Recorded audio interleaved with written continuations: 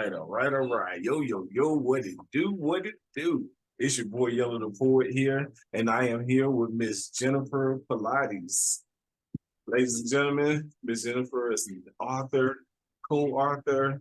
She actually does some Pilates, and she also does some spiritual things as well. So I am looking forward to this interview today, checking out what you got going on, and letting the world know how you can benefit them with this information.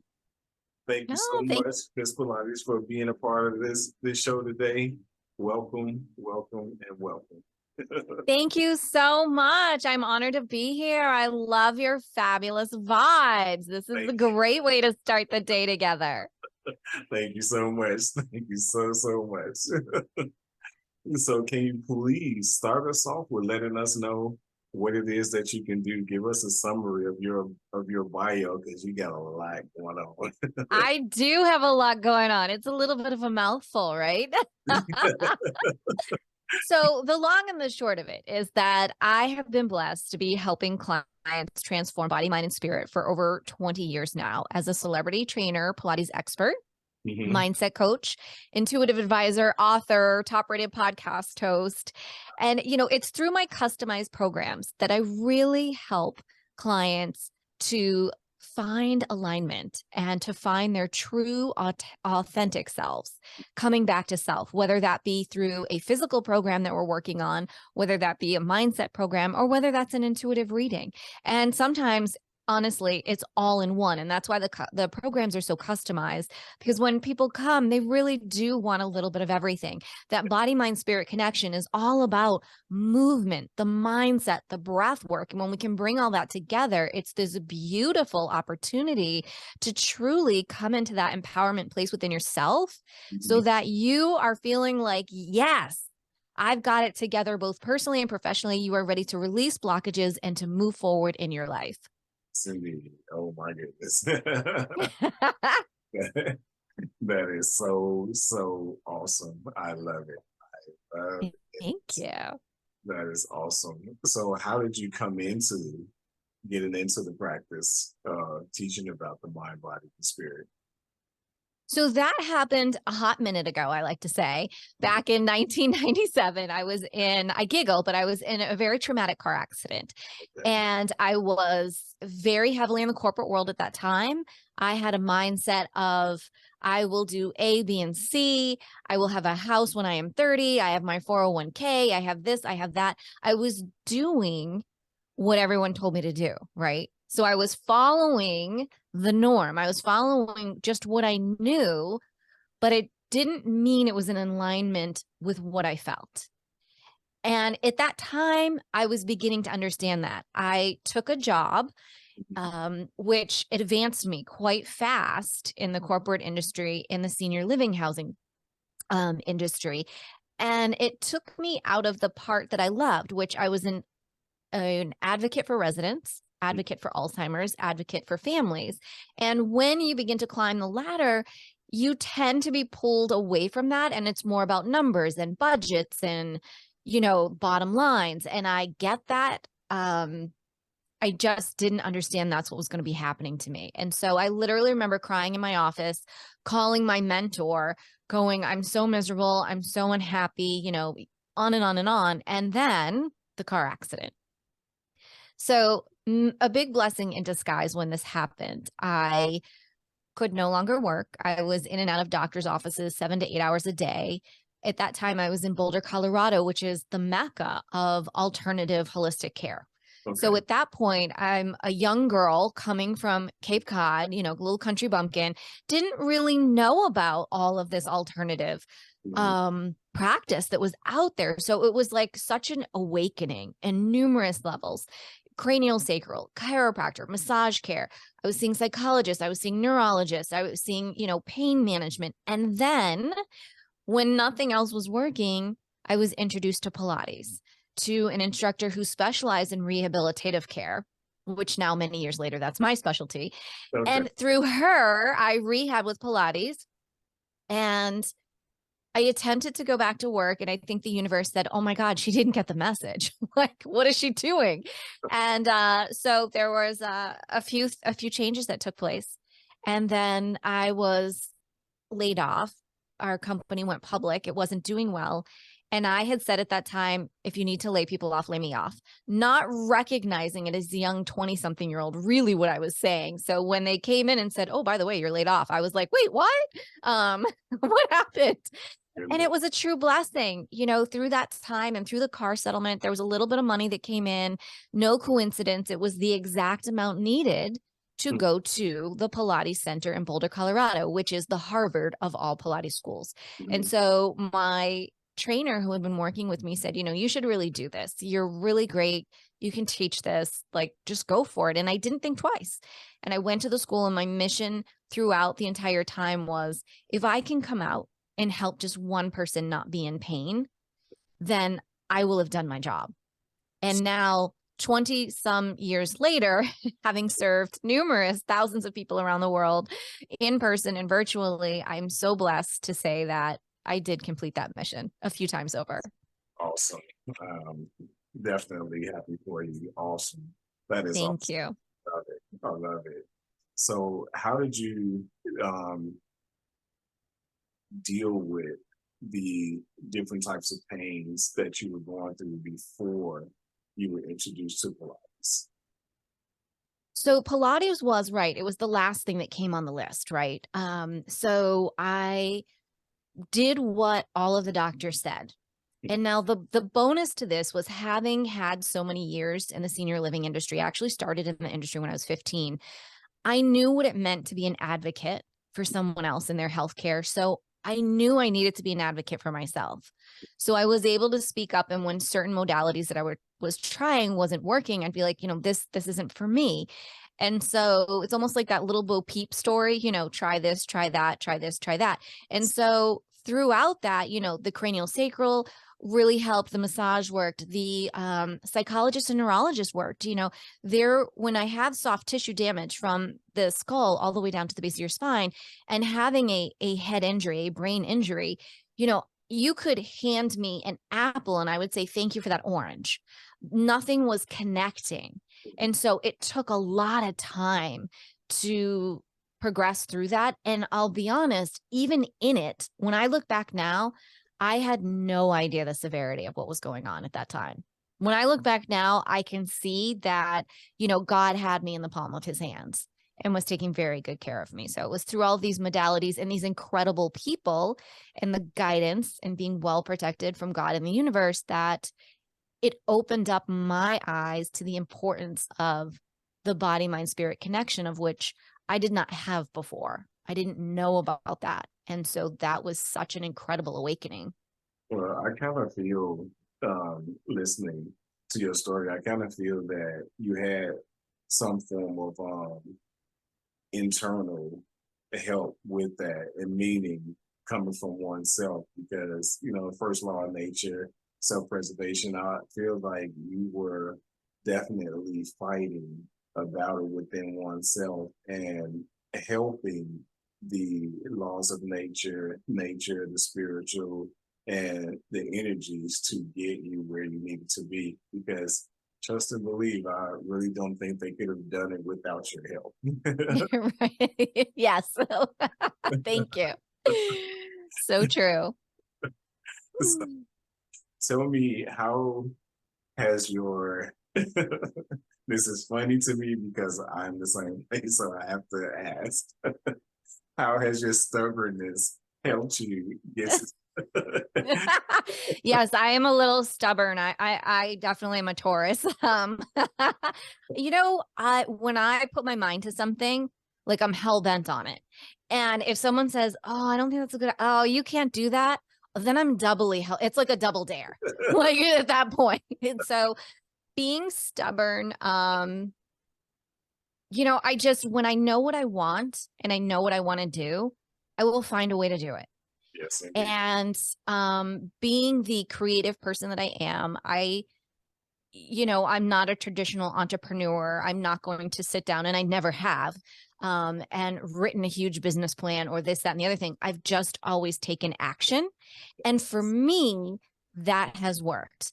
Have I fallen forward? I like to say it. Have I had failures? No, but have I fallen forward a lot and picked myself up and kept moving? Absolutely. And that's growth and that's learning. So the stubbornness equals my perseverance and my persistence and my passion to keep moving forward. So, it's always taking an unpleasant moment or an unpleasant feeling. And I always say, what is the lesson to be learned in this moment? How is this happening for me, not to me?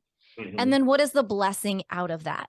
And now, mind you, I know that sounds really great to say. It has taken many years to put into practice. Yes. And I put into practice every day. We're all a work in progress, and we will continue to be that way until we, transition to wherever we go next, so to speak. It's true. That is so true. I say the same thing until we transition, because I don't believe in singing until you die and things like that. Transition. Mm-hmm. The transition, then that's when everything else goes along. Exactly. Eternal life, right? Eternal life. It's there for, eternal life. So tell me this. What has been some of the toughest things that you've gone through that has helped you to now create a balance in your life? Well, the car accident, definitely, we could say that was huge. That brought me into understanding the body, mind, and spirit, to actually living in my body, having grown up, like most of us, with some traumatic events and trauma happening, which is how I, became an intuitive empath. So it's, again, the blessing out of the not so great situations. The car accident definitely just, I wouldn't be who I am today without it. And I can go back and I remind myself that, like, I remind myself on days maybe I get a little sidetracked, which we all do. And you see a little glimmer over there and you're like, oh, that looks nice. And then it's like, I got to stay in my lane. Stay in your lane, girl. So that was the car accident was a challenging moment. Later in life, I don't talk about it much. I had a very serious health crisis that really turned things upside down for me. And it was, again, like a second, kind of spiritual awakening in a big way. I think you can have lots of spiritual awakenings, small, big, and sideways. And this was another really sat me down and said, do you want to be here? Because it was one of those moments. And yeah, that really changed some things for me. And even with that, I have to remind myself every day and every moment is a gift. Nothing is guaranteed. And so I check myself quite regularly on that aspect of remembering, hey, it's a gift that you're here. What are you bitching about? Move on. Like, Hey, I can totally agree with you on that. mm-hmm. Yeah. So how did you come into getting into, let's say, ocean living, and how does ocean living tie into your intuitive empath? So, really cool thing. I was born in Baltimore, Maryland, and grew up on Cape Cod, which is an island south of Boston in Massachusetts, surrounded by the ocean. So that thus is where my ocean loving moments came from. From there, I went to college in Rhode Island, surrounded by the ocean. Then I got a little footloose fancy, went to Colorado. No water, had to run back to Cape Cod. Then, so it started from when I was very young. And the ocean is my happy place, my safe place. The ocean is my solitude. And being an empath, water is everything. Water is cleansing. It is just so important for me as an empath to have that moment of quiet. And I'm a completely different person. When you take me and you sit me by the ocean, it's as if I've had a massage for an hour. and nothing else matters. And all of these beautiful messages begin to come in, and, you know, whatever is going on in the world no longer matters. It's just me and the ocean. And I have such great respect for the ocean and the gods of the ocean. So it just, I have written books by the ocean. I have written poetry by the ocean. My greatest inspirations will come by the ocean. So I am an ocean girl. So how I ended up in the desert for 9 years, I'm not quite sure how that happened. But so I'm making up for lost time right now for those 9 years.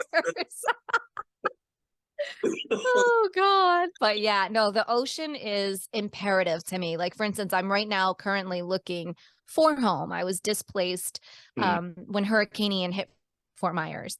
And so living in a hotel for 4 months, not exactly, considering I'm a hotel loving girl, I'm over it. So I'm in a very temporary situation right now, looking for home and going, okay, God, I've lived in amazing places. Where's next? So I say, like, I'm waiting on my transfer papers, you know, when people are in the military, because I have military family, we grew up that way. So I'm waiting for my transfer papers right now. And my request is 10 minutes within a bay or a harbor, if not on it. And no more than 30 minutes from the ocean. Awesome. So that's my one stipulant with God and the universe at this point in time. So we'll see where I land. So when you're teaching Pilates, what is the main message that you give to your people on how to get them to be more comfortable doing Pilates? Well, you know, when people come in, I always say we do like this taste test. I said it's like we're dating, right? You know, by the 3rd session, you're either going to love me or you're going to say this isn't for me. Let's just say everybody loves me. So, because they always stay, and that's true. It's a courting period. I'm getting to know you. You're getting to know me. I know your body. I know what's going on. And so I like to just approach it from, let's just see what's going on in your body. Generally, someone's coming, honestly, because there's a pain, there's a discomfort, there's a goal. Because again, I am the rehabilitative specialist. And so we start with that. And then in bringing them into their body, meaning when we begin the workouts, it's all about centering. So we always start from your core and we work our way outward, because regardless of where your pain is, there are other places in your body that are out of alignment. And so by starting from the core, the innermost area of the body, and working our way out, we can realign everything. So we can put everything back together that you're not even aware may not be in alignment. And that's muscular, that's emotional, that's cellular, that's breath work, that's mindset, all in one. And so it's such an incredible experience to watch someone not only release the pain, but as you're releasing the pain, you're releasing the emotion, which means you're releasing whatever that irritant in the outside world really was, because pain in our body is trying to tell us something that mentally we're holding on to. So there's so much more than, oh, I'm showing up for a Pilates exercise session when people come to me. So walk me through a typical setting. What makes the environment comfortable to the people as they're walking into your room or into your environment? And okay, so right now, most of everything we're doing is virtually. When I have new said home, then I'll most likely have another in-home studio, because I'm just a serial entrepreneur and can't stop myself. So I mean, I think I've had 7 or 8 studios at this point across the United States. So what's one more, right? Exactly. So, right. So generally right now, so let's go with the Zoom setting, because that's what we'll use, is it'll be you and I, you know, we'll come on, and now we would have already had our, I call it like get to know each other conversation. So we would have already chatted for 20, 30 minutes before this first session. So we're already kind of best buddies at this point.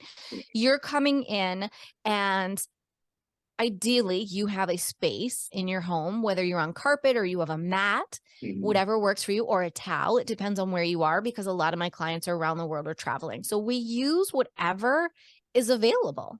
right? Because we want this to be available to you. Generally, depending on the person, there's some sort of music playing. It depends on, is it ocean waves? Is it more meditative? Are we rocking out that day? It's going to depend on the client and what we're doing that day. And that's why I say every session and every program for each person is customized. And every session is goal driven and results driven, whether that means mentally, physically, emotionally, Right. or all of the above. And so we have fun. It's very, hey, let's work out, let's have fun together. And then 9 times out of 10, it always turns into a mindset coaching session, because the next thing you know, we're doing our exercises and you're like, oh my God, my wife did this and I don't know what to do with it, Jennifer. Or, oh my God, the house and the construction. And so honestly, 10, 12, 15 years ago, that's how my empowerment coaching began. It began and birthed out of all the sessions because we were doing it anyway. So It's kind of like being in the barbershop. When I used to work for the barbershop, I would be cutting someone's hair, and next thing you know, here comes their life story. exactly, 100% same thing. And now for me in my practice with my clients, everyone is family. I do not take on clients to go, oh, I want to do a session with you. That it's not for me. I am here to help you on a journey, to help you relieve pain, whether again, emotionally, physically, mentally, whatever that is. So and I'm happy, and I always refer people out because the Pilates community, I've been around the bend. So I know everybody, and I know everybody throughout the United States and world. So I'm happy to refer if that's what someone is looking for. Someone, you just want a good session, no worries. But when someone comes to me, it's like, we're working and we're getting results, whether you're losing inches, toning, mentally feeling good, self-confidence, improving your sex life. You can even grow. I personally have grown a half an inch since I started doing Pilates. The benefits, are so long, it's wild. And that's why it has, stood the test of time. It's been around since 1800s. Yes. And so no matter what happens to it, and there are places that I say wash it down, so to speak, those that know about the classical method and about Joseph Pilates and what it's really about, they'll search that out, and they want that because they know what it can do for them. Yeah, that is so true. That is so true. So tell me, how do you mentally prepare yourself for your clients, and how is it now versus when you first started? Oh, funny. That's a great question. I love that. So I will start with now. So now, like before a session, I will, like even before this, like I meditated. I meditated for 15 minutes. I have sage burning right now. And I love that. I have my crystals around me, and I have a prayer that I do, and that's to honor the space and to hold space for when a client comes in. And that is whether we're doing Pilates, whether that is coaching, whether that's an intuitive reading session. That always happens for me. That's what I do, to set up that practice, and call in, God and the angels to be here and to support us, along the way. And now when you go backwards to when this first started, it's interesting. I didn't know, here, one of my mottos is, you don't know what you don't know until you know. Right. Yeah. And so back then there was a lot that I didn't know, but yet I was doing. So example, I would have I loved sage. I learned back in the day that, like, using sage, whether that is a spray or whether you are burning that, it just clears the energy. Yes. Right. And so you just always want to clear. Somebody could come in crabby. You don't want the next person to walk into that energy. You know what it's like when you walk into an energy, you're like, whoa, everybody's in here is not so great. You don't want that. So I always used to sage. So that's nothing new. People have always known that about me. Clients used to come in pain in the very beginning. When they would leave, they'd be like, oh my God, Jennifer, I feel amazing. This is great. And I'm like, I'm really glad you feel good, but my shoulder's freaking killing me. So this is when I didn't know that I was an intuitive empath, but I knew there was some sort of energy exchange going on. So I had researched, and I knew at that time, okay, if I wear amethyst will absorb that energy versus it coming into me. Right. So it was the beginning of all of these beautiful learning processes that have brought me to now being an empowered empath where, I would say 90% of the time I do not take on that energy anymore. I know how to set healthy boundaries. I know how to, I don't like to use the word protect myself, but that's really what you're doing is you're protecting yourself from other people's energies. And so, and not out of fear, it's just because that's yours and I don't need to take that on. Where, years ago being in the empath, being an empath in general, for those that may not know what that means, is generally 9 times out of 10, you grew up with some sort of traumatic household situation going on, whatever that may be. And you were responsible, or you felt responsible for keeping the peace. And so in order to feel safe, you would keep the peace and make the peace within your house. So fast forward, being an empath, you just sort of always do that. It's like, well, if everyone else finally feels good, okay, then I can be at peace. So I have to control this. So there's a process when you're an empath of learning that really is not the way. And it's about finding peace within and healing within. And the more you heal as an empath, the less energy you will pick up from whatever is around you. And that is key, because what you pick up is what still needs to be healed within you, if that makes sense. So like for instance, even like a couple weekends ago, something kept happening to me. And I like to say the universe will begin whispering signs to you. And then when you're not getting them, here comes the 2x4 or the fry pan upside the head, I say. And so the universe was whispering to me. And then by the third day, it was like, bam, Jennifer, do you not see what is happening? And so there was an old trigger that I thought had been healed, but I could feel that this was from childhood. I could feel my inner child. And I was like, oh my gosh. And I was like, sweetie, like, you're okay. You're safe. I got you. Now, I know I still have work to do on that, but I wasn't as debilitated as when I was a child in that same situation. Right.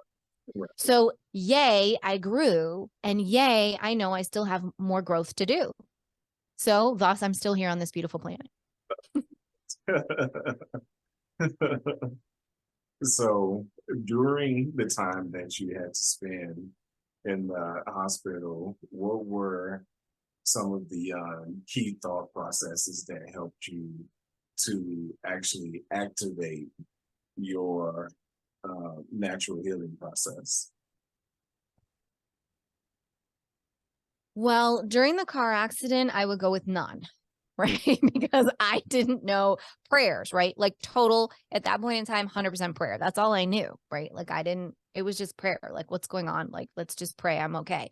Fast forward to the major event that happened about 5 years ago. That was a whole different prayer. That was on your knees, like, please God, like, why me? Again, you go through the why me first, and then it's, okay, I just want to live. And then I called on my friends that were healers and I said, please help me with my mindset, because when you get into such a scary place, I'm going to be honest, all bets are off. As wonderful as I am with mindset, I'm not perfect. And so that is, and what I say, it's so important to ask for help and be vulnerable. And that is something for me personally that's very, very difficult to do. But I did in those moments. And when I did that, I could then find strength in others to bring strength into myself and to help the calm. And so through meditation, I'm big with my meditation and my Reiki meditation and my self Reiki practice. And just being able to talk, having someone to talk to, where you can feel safe and vulnerable. And, I had wonderful, wonderful, spiritual friends all around me, actually all over the United States, who were sending healing, sending prayers to help me stay in an okay mindset, because there was a scary surgery coming up and I was like, I'm not doing it. Not doing it. No, God. And so what God did was God delayed it for a month. And during that month, I was put through hell and back again to realize, okay, that's pretty much the only route I have. So I was given a preview of what my life would be like without it. Wow. Okay. And so, it was the way the universe and God was willing to work with me. Mhm. Again, a blessing in disguise to get me to that place to be okay Yes. with it at that time, because that really was what was best for me. But if that had happened right away, I mean, I was so shell shocked with everything that was going on that I couldn't comprehend it. And sometimes that's good. Like some people are like, great, just, take me through it. But for me at that time, I just had so much to process and didn't understand and, get to that place where you were okay and you felt safe in your body. And so again, it all came back to the mindset.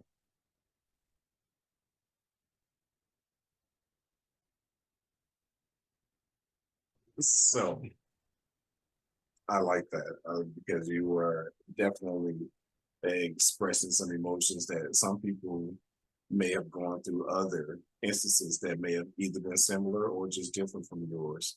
But the emotion, the feelings, the transformations that you go through are pretty much similar and the same for some other people. Right. Absolutely. It doesn't matter if it was a car accident. It doesn't matter if it's heart surgery. It doesn't matter. It doesn't matter if it's an asthma attack. It doesn't matter if you stubbed your toe. It's relevant. And one thing that, again, that comes back is being an advocate for self. Mm-hmm. And something else that I have learned is that, our medical community and society has gaslighted people into surgery is no big deal. Like, it's like, whatever. And the surgery that I was going into, I didn't care. Like, my doctor's like, whatever, I do this every day. It's not a big deal. And I'm like, this is a big bleeping deal. Like, this is huge. And so I've really been an advocate for letting people know, like, I don't care if someone tells you it's only how do you say that word? Laparoscopic? Oh, Laparoscopic. the That, yeah, microscope. Yes. laparoscopic. That's surgery. I don't care if it's to your toe, to your heart, to your liver, that's surgery. And when you are going in and you are putting a foreign object into your body, you're slicing into your body, your cells, your body is going through trauma. Yes, they are. And you need healing for that. Yep. And it's more so than just the physical aspect. And so it takes time. Like they said, you're going to be fine in 3 days. You'll be back to normal in a week. Mm-hmm. 2 years later, Wow. 2 years later, to put all of the pieces together because it was such a big deal for me. And I want everyone to know that too. Whatever you're going through is right for you. Yes, it is, because there is a process in which you actually overcome things. That's how we have these memories. That's how we have stories to tell other people. That's how we have these testimonies, because we were able to overcome these things, live through them, and have something to remember and something to share with somebody else that could possibly help them. Our energies that we use during that time could possibly help somebody else. And that's what it's one of the things that we actually focus on. And it's a beautiful thing, because not only are you learning from telling your story, but the person is learning from listening to your story. Right. So I ask you this: at any time, has there been opportunities for you to pretty much give yourself that internal self encouragement? And do you use that same method to teach the people that you're teaching? Oh, absolutely. Absolutely. I mean, all the time, right? And that's a growing process every day. Like I seek out knowledge every day. I feel like knowledge is power if you take action with it, right? Like you got to follow up with it. Just because you can know a lot and do nothing with it. That's true. You've got to follow up. Knowledge is power if you use it, if you put it into action. Yes. And so for me, every day is about serving. Mm-hmm. And being on this earth is about serving. How can I serve? How can I, whatever that is, whether that the other day I was in CVS and there was a gal that was melting down and I was like, are you okay? Mm-hmm. And I talked to her for like 20 minutes. Yeah. And, we got her through what she was going through. And I just felt so good that I did good. Mm-hmm. And so those are the practices, like the practices that I lead by. Doing good, just being a good human being and having a good heart and showing up and serving. And that's how and what I employ, whether that's my personal life or whether that's my business life. And, again, I'm human. I have to check myself. Um, absolutely. And I have moments, but the difference is if I have a moment, I don't beat myself up. Like years ago, I like beat myself up forever. And then I'd be like, nope. Okay. What can you learn from this? How can you be better? How can you do better? Okay, let's move on. Yes, indeed. Yes, indeed. Right? Same thing. I refuse to beat myself up over something that I feel I did wrong or messed up, Right. because that's a learning curve. And Mm-hmm. I thought that I was going to get it right when I first made the attempt. I didn't get it right. The outcome was totally different. So now, just like you stated, what do I learn from that? Right. And I grow from it. Yes. Sometimes it takes me, I have to ground myself. And once I ground myself, it allows me that mental and physical balance that I need in order for me to articulate what happened, put it into some form of details, summarize it, and then proceed forward with my life. But this time, not making the same mistakes. Absolutely. One of my favorites is always I say, and I have lots of I have a whole toolbox, but one of the things that I love is if you can remove yourself from the environment. Like the other day, I was having a minute and I was just like, that's it. I grabbed my phone, I grabbed my earplugs. I'm like, I'm going for a walk. Mm-hmm. And so I put in my ear pods to make it look like I'm talking to someone so that when I talk out loud, I don't look like a crazy person. And so I'm walking and I'm having it out with God. Like it is not a good conversation. And the tears and people are probably like, "Oh my God, this poor girl. Like what is up with her?" And but what I like to say is movement is important. So one, I allowed myself to feel my emotions. I gave myself time to just let it out. Mm-hmm. I moved the walking of it so I could help move the energies through me versus just sitting in it, because that's a choice. You have a choice. You can sit there or you can let it go through you. And then I shifted that energy Mm-hmm. into, okay, what are you really upset about? Is it really that big of a deal? Okay, how can we change this? Yes. And that's a regular practice for me all the time. Like walking is very meditative for me, whether I am happy, whether I'm sad. I always start my day with it, end my day with it. On top of my just regular little, I'll lay down and do Reiki meditation. Like walking is, and then if I can walk by the ocean, I mean, that's magical. But, over here, at least I'm walking by the bay or I'm walking through nature. As long as I'm in nature as an empath, then yes, it's all about grounding and shifting the perspective and shifting the energy. And the first thing I would say is get yourself out of the environment. I don't care if you have to just get up and go to the bathroom, like just change the dynamic Mm-hmm. and you can change the scenario if you're willing to let go. Mm-hmm. Now you can also hold on to that anger and that resentment and that guilt and hurt and whatever it is. You can also hold on to it. I suggest not. I know you suggest not. It's not healthy for you. It's only hurting you. Yes, it is. Yes, it is.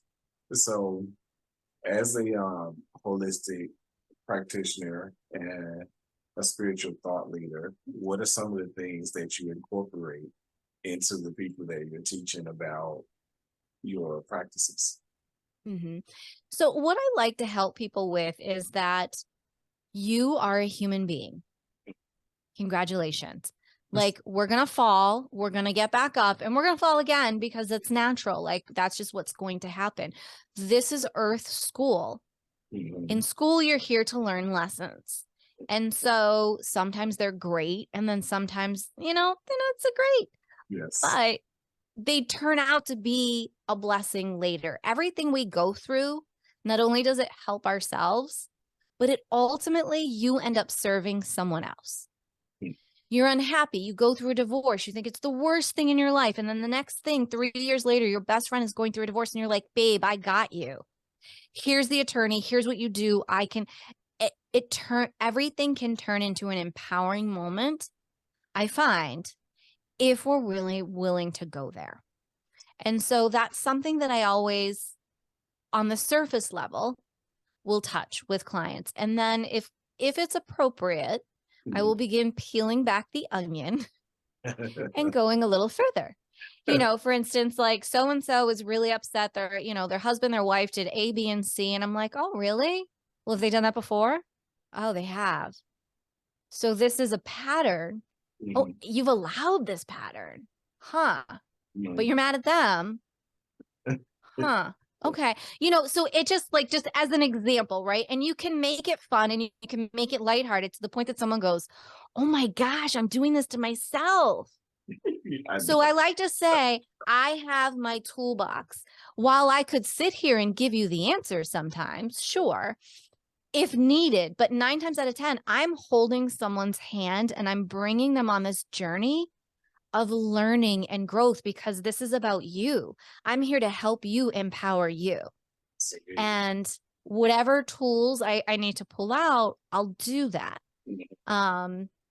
To help people get where they need to be and see and to see that 9 times out of 10, everything comes down to lack of control, insecurity, and fear. False evidence appearing real. Everything always comes down to those 3. Yeah. And when you can get there and you can see it, it doesn't mean you're still not going to be scared or whatever, but you've got a different perspective. And you shift the mindset and then you're like, huh.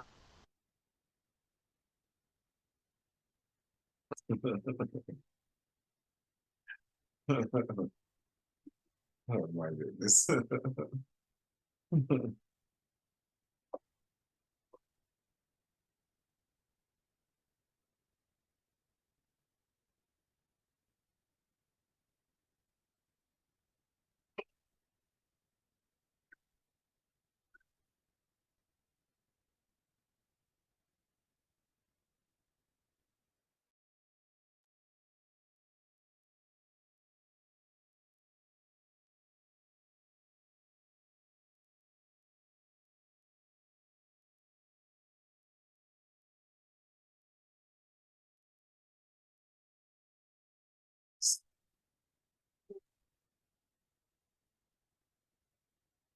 We're on stage, we don't stop and say, oops, I made a mistake. We just keep going.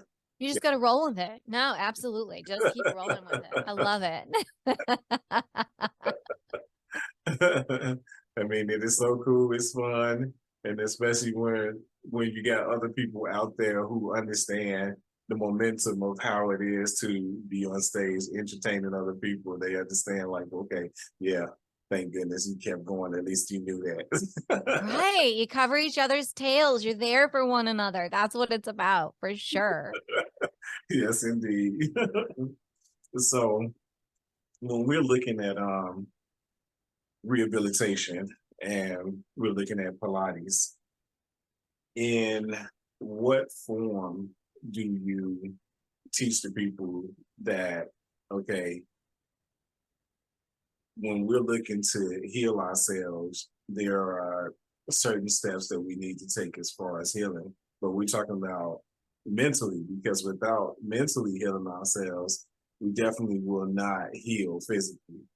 So what steps do you take to help them realize that this is a process that they need to go through in order to actually become healed from this process, from what they're actually going through? Right. So when clients, come to me, and, whether it's Pilates or coaching, we're going to talk about the process and we're going to say, okay, here's our goal. Here's where we know we're at today.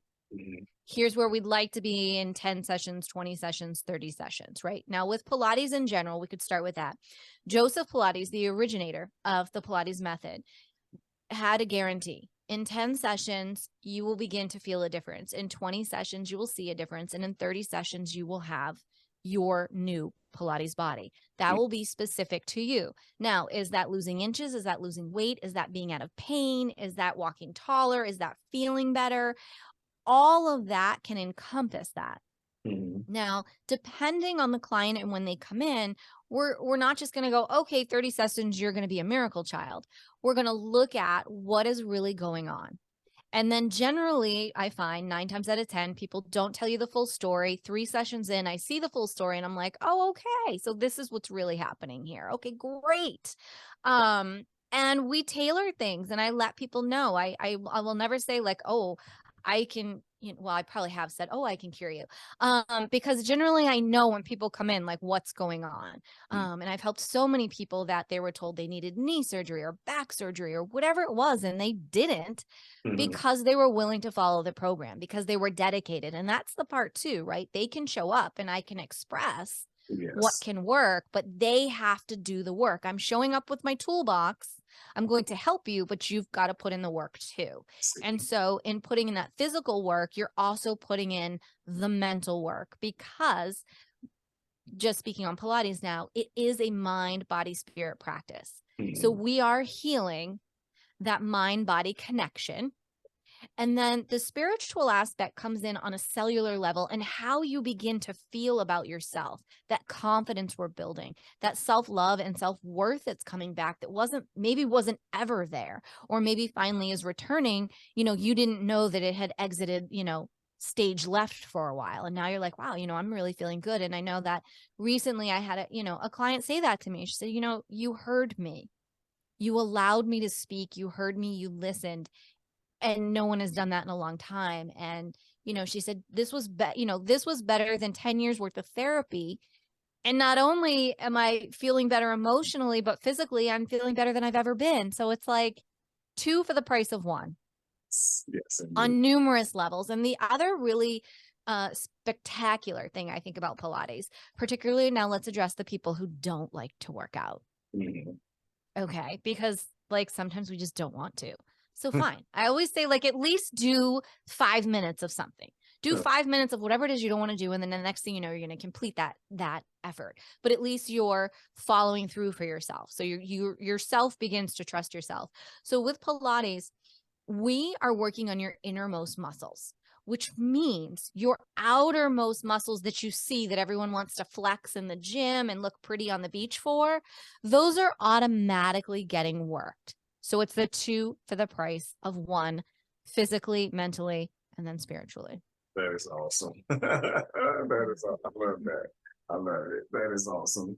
It kind of, one of the things that you said kind of reminds me of, because I do relationship building on my YTP Gentlemen's Club. So I actually talk to some of the guys mostly because a lot of the females, you all understand relationships far better than we do as guys.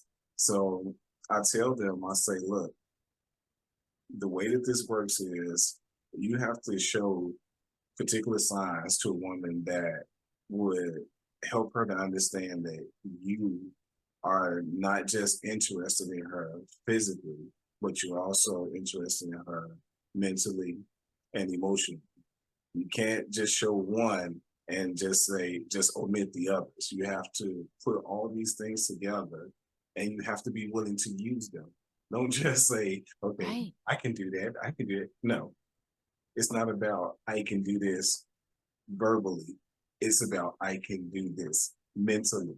I can actually go ahead and perform this. When you perform these things, now you're giving her the security that she needs to know that this relationship can move forward. Absolutely. Stop wasting her time. Stop wasting your time.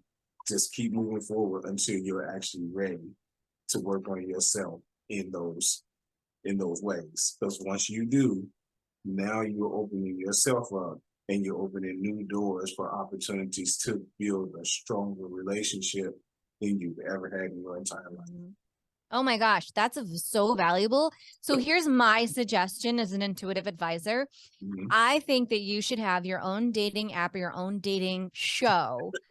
And you can say these are men that have graduated from the name of your school, and the women are going to know that they have their bleep together, and they're going to be like, oh, I want one of those guys. Exactly. I want one of them.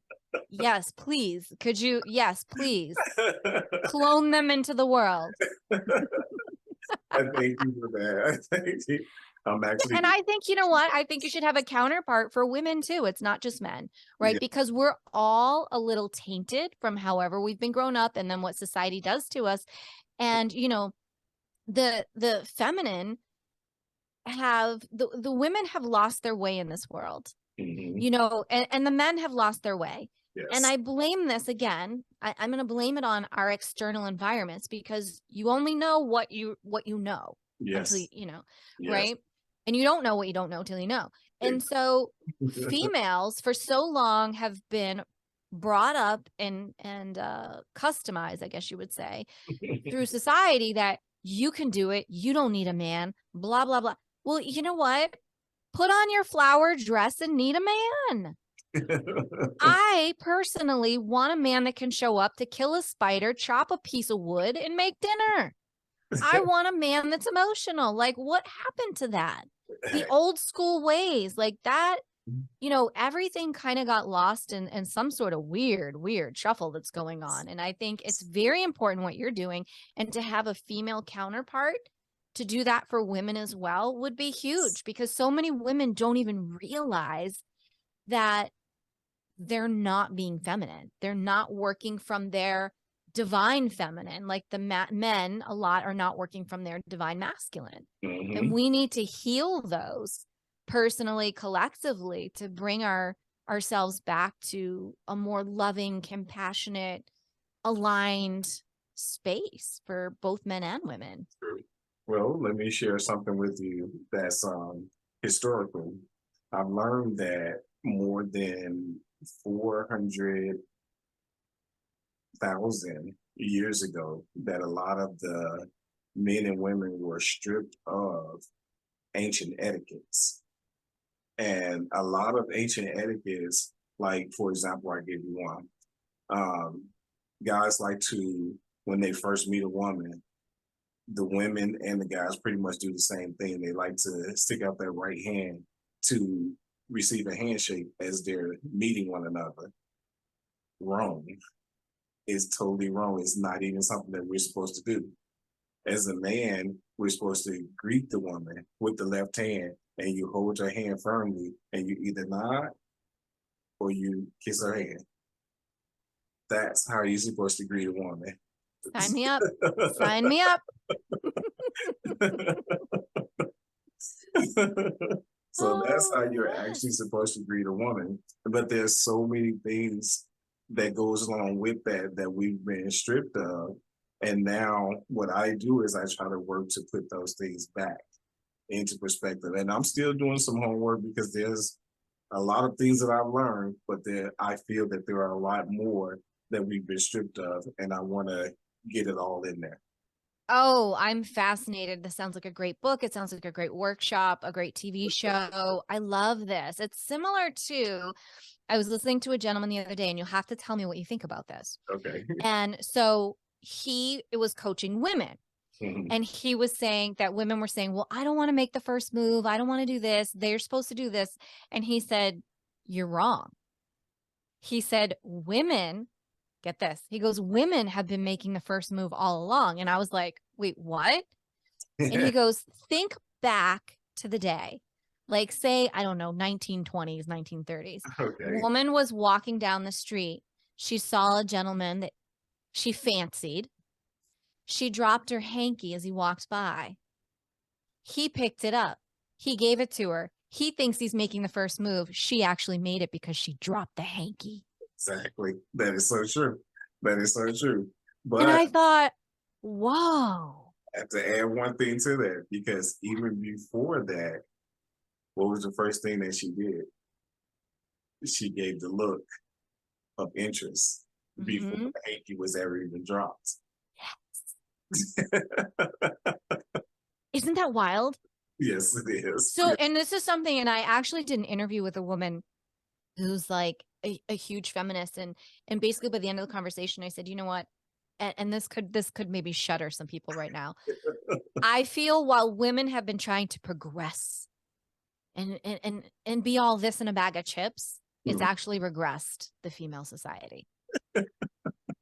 Society in a whole has taken a toll on all of us. and we're not who we used to be. Oh, that's a podcast in itself. So did you know that another historical thing that used to happen was that a man could stand on the woman's right side while she's on his left side, and we used to be able to feel energies that would tell us if there was a theory of magnetism between him and her, and that no longer happens. The EMFs, do you think? Yes. The sky spraying, do you think? Yes. The water, the food, the phones, The solar energy. the LED lights everywhere. I could go on and on and on this one. I am not surprised. Well, because that goes back to your heart field and your heart center. It does. When you are truly in aligned and you send out that heart field, like I can literally connect with my animals, and I do it all the time to talk with them and through my heart center and my heart field.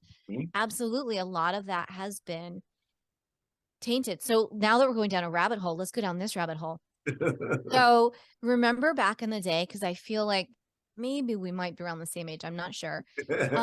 They went around and they took all the lead paint out of houses. Yes, I do remember that. I was okay. Oh God, you were helping. I'm so sorry. I was helping. So do you know why they really did it? They were, according to them, the reason why they did it was to actually make the housing environment safer, not only for children, but also for the elderly, because they were the ones who were being attacked by the lead the most, and children were also eating it. But do you know what the real reason was? What was the real reason? I don't think the lead housing Mm-hmm. would not allow all the EMFs to come through the 5G towers, the microwaves from place to place. It wouldn't allow, they could not listen in on everything. They couldn't do it. So that's why they took the lead out of all the houses. It actually, I mean, granted, no one should digest lead paint. No one should do that. We're not suggesting that. But that's why they did it. Think about it. When you go in for an x-ray, what do they put on you? Like that lead thing. Yes, they do. They removed everything so that they can see everything, hear everything. Yes, indeed. Oh my goodness. That makes a lot of sense, because it's everything is about radio waves nowadays, and any type of radio waves that they can use to invade anyone's personal space, they're gonna do it. That's definitely oh wow. We've just gone into 3 other podcasts right now. I love it, but it's all applicable to understanding your body, mind, and spirit connection, and that you need grounding. Yes. Your feet need to physically feel the earth, not in your shoes. You need water. Your body's 80% water. You need to ground, or I have certain crystals around. Exactly. You've got your water. Certain crystals that are around the computers and this, that, and the other thing. I don't have electronics in my bedroom.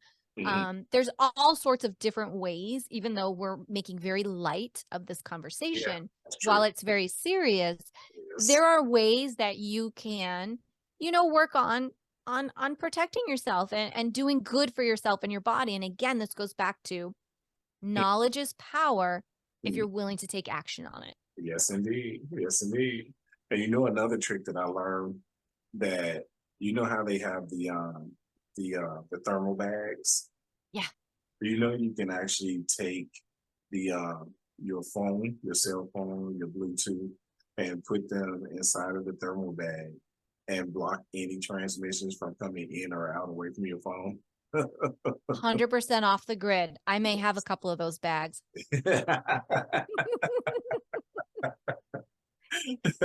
I'm the girl who wants a cabin in the middle of nowhere so that I can have my chickens and my goats and my greenhouse and, just be at peace and have this beautiful Pilates meditative retreat and not deal. That's funny, because my wife was just talking about put her on an island and just totally take her away from all the rest of the people and let her live in peace on her island. My girlfriend just sold everything and moved to Mexico, to Puerto Vallarta. Oh, wow. She was living in Portland, Oregon. She sold everything. She sold her house and she was like, I'm out. I'm done with this. And and now she had been there before. She travels. She's a writer. So, I mean, Okay. it was, and I was like, whoa. And she's like, do you want to come? And I'm like, girl, I'm trying to get to snow. But you really have piqued my interest. Like you just upped and said, peace out. Like she took citizenship. Like she peaced out. She's not on vacation. She went for it. And so I think that there's something to say to that too right now. I know a lot of people are being called to change jobs, change locations, and that's freaking some people out. And I want to say, you're not alone and lean into it because everyone is being guided where you're supposed to be and where you are needed, where your energies are needed. And so follow that and go for that. That is so true. You don't follow your energies. It's kind of hard to say where you will end up because, and one thing too, to add to that, understand your energies. Don't just follow an energy and you're not clear as to what that energy is trying to tell you. Understand the different forms of energies that are out here because these forms of energies are trying to lead you to a place where you need to be, and you need to understand that and you need to follow. You have to. You can't just let that be something that just lies docile internally and you're still using your mind to go and do something totally different from where the energy is trying to lead you. Right. You'll be disjointed. That's when the head and the heart aren't connected. And that's when chaos usually erupts. Yes. When you know the synchronicities and you meet this person and you meet that person and this and that, and you can fight it. And I'm known, like we can call in the universe and God. He'll be like, oh yeah, Jennifer fights some things all the time. Because I want to know, I want all the answers. And so the other flip side is don't be afraid to ask. Like if someone's like, if you get this sense of, I woke up and I feel like I need to go to Alaska, and you're like, hell no, why don't you go, why Alaska? Like I would be wanting to know why. Yes. Like what's with that? You know what I mean? Like, but that's me. I'm inquisitive. I want to know. I want to be able to touch, feel, heal, understand it all. And I encourage people to challenge. And it's okay to challenge. Yes, yes, it is. Your messages, downloads, however you want to, whatever message you're getting from God in the universe, it's okay to go, I don't understand. Send me clarity. I totally agree with you. I totally agree with you. I've had to do that a couple of times on some things, and I was like, oh, heck no. And then when I asked for the clarity, I was like, oh, I guess I got to do this. Like, huh, all right. Let me get my seatbelt on. Right. And get my mountain climbing gear because serious journey right here. Let me see which way I can. And it always ends up, and here's the other thing too, like even right now, I mean, like I'm the girl who, was running from a hurricane in a FEMA hotel, 3 FEMA hotels in 4 months, still not at home. But I know that in this moment in time, I'm exactly where I need to be. And I know that I am safe. And that is something that I want people to know when they're in the middle of the ick. Yes. Just remember, if I was supposed to be somewhere else, I would be there. That's true. And I always like to say, like right now, like I'm in that waiting room, I'm waiting for my transfer papers. And when you look at people around you, you will begin to receive signs. Like, for instance, so my family is still in Fort Myers and I've been working on trying to get them out. And it's a process, right? Like this is a traumatic situation that everyone has gone through down there. Now, today I received the phone call. Oh my gosh, people came into our condo and they're buying this and they're buying that. And so now that the excitement is getting there, right? So what the universe is showing me is your time is coming, Jennifer.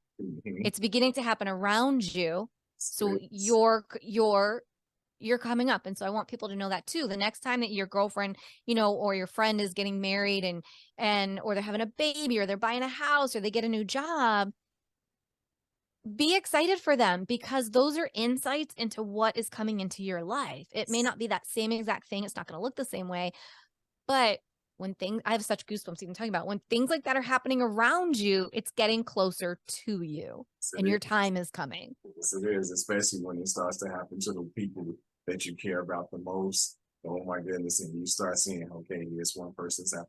Here's the next person. Here's next. Oh my goodness. And I'm getting these books too because I understand the process. I understand how it goes. So I do know that that is something that it happens, is a moment. It's one of the most exciting moments that you can ever have. And being excited for other people, being excited for yourself. And then when the moment comes for yourself, it's like, oh my goodness. First thing you say, what am I going to do now? Right. Cause that's always me. Like I always want a heads up. I'm always like, well, where am I going? Where am I going? You know, and I mean, I really do have a good sense where I'm going. It's just and you'll know, like when the road is paved and it's smooth sailings. And until it's that, it's not time. Don't force it. I've also tried to force stuff. That doesn't usually bode well either, by the way. It does not bode well. So learn to just go with the flow, whatever that is. And so I always tell people now, because I am a Taurus and I am stubborn and I have a little OCD, I don't really have to-do lists. Like I have lists of things I'd like to get done today, this week, and this month. I don't even look to this year because I mean, that's not how God works with me. No, I'm not that person. I tried that in my 20s. That didn't work then either. But also with that being said, like I also go with the flow. If I have 5 things on my list today, but I'm being guided to go do A, B, and C, I'm going to go with the flow of A, B, and C because there's a reason behind it. Yes, it is. Don't fight it and have the faith. The money's going to be there. The love will be there. The health will be there when you are willing to show up and basically be obedient to your life and be in the flow. Yes, and stop trying to alter things you have no control over. Right? We have no control over nothing. Look, we're all in a waiting line. We're all in a waiting line to transition and we don't know where we are. Yeah. So we all better make the best of this moment. Like wait with patience. That's a saying, wait with patience. Because in patience, you're liable to get exactly what you're looking for. But then that also goes back into being careful what you ask for, because you just may get it. If you're in a bad relationship, and I just saw this happen to someone, she was in a bad relationship, and she say, "I'm just asking God to give me a man and put me in a better situation than what I am in." Well, the man that she's in a bad relationship with decided he wanted to change for a little while, and it was only for a little while.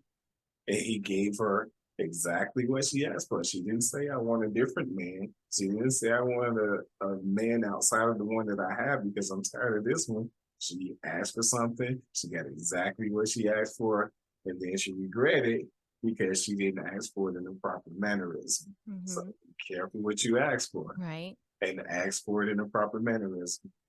Right. You've got to details. The universe loves details. Yes. And then also, and I find this, so this is where there's this flip side, right? Because I love the law of attraction. I love working with the universe.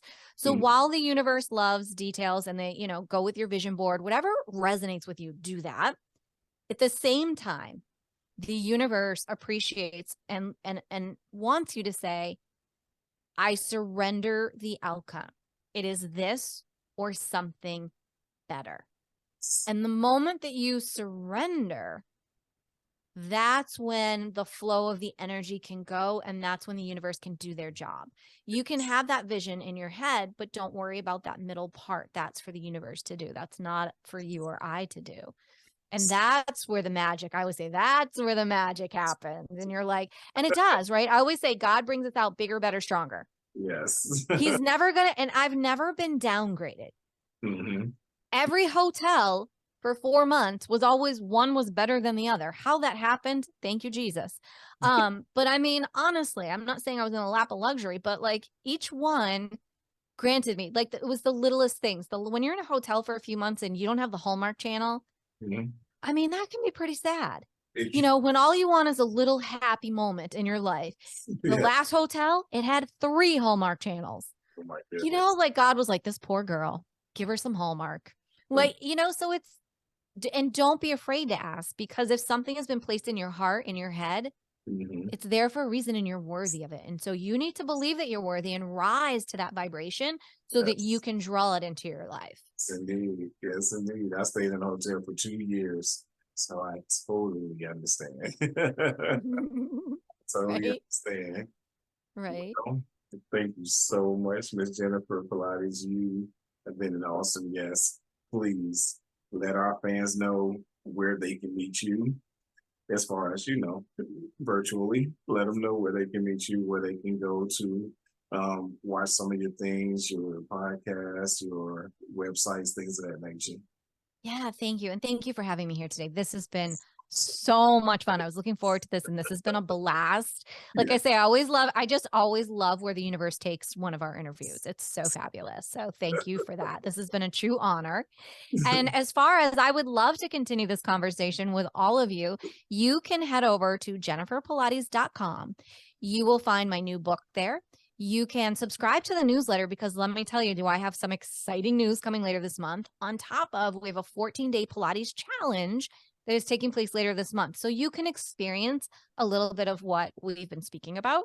You can check out the podcast Empowered Within there. And you know what? We can just be friends. We can be pen pals. And I would love that. So everything is over at jenniferpilates.com. So, and please, before we go, give us a summary about the book. Please give us a summary. So the book is called The Change. It's learning about how to become empowered within. And so I had the honor of being a co-author with Les Brown and Jim Lutz and Jim Britt. And I know you want to like get goosebumps. I still get goosebumps. Such an honor to work with like the best of the best in personal development and in mindset. And that was amazing, along with other co-authors. And so in that book, I was honored to have a chapter, and it's teaching you how to live an empowered life from within.